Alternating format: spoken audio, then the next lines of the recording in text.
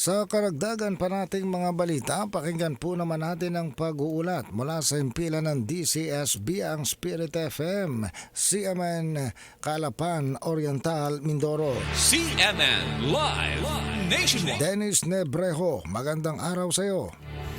Nasa humigit kumulang 500 aspirante na tatakbo sa darating na barangay at sangguniang kabataan elections ang dumalo sa unang sesyon sa isinagawang isang araw na orientation at briefing ng City Comelec na ginanap sa barangay Lalud Covered Court kahapon.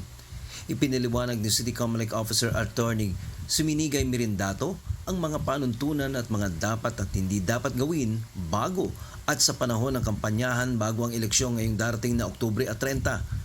Isa sa mga ipiniliwanag ni Mirindato kung saan ang mga itinakdang common poster area sa barangay. Gayon din ang sukat ng mga tarpaulin na ikakabit sa mga lugar at bawal din anya maglagay ng sa mga tricycle na mga poster. Ayon pa kay Mirindato, na sumigit kumulang 1,500 aspirante ang tatakbo ngayong halalan at wala din dapat ipinipresentang partido ang mga kandidato dahil lahat ay tinuturing na independyente. Ako si Dennis Nebrejo ng CMN 104.1 Spirit FM Calapan City, nag-uulat ng live para sa CMN Pilipinas.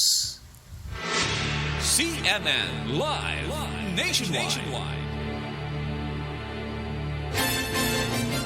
Maraming salamat, Dennis Nebrejo, mula po naman sa impilan ng DCSB Spirit FM, CMN Calapan Oriental, Mindoro.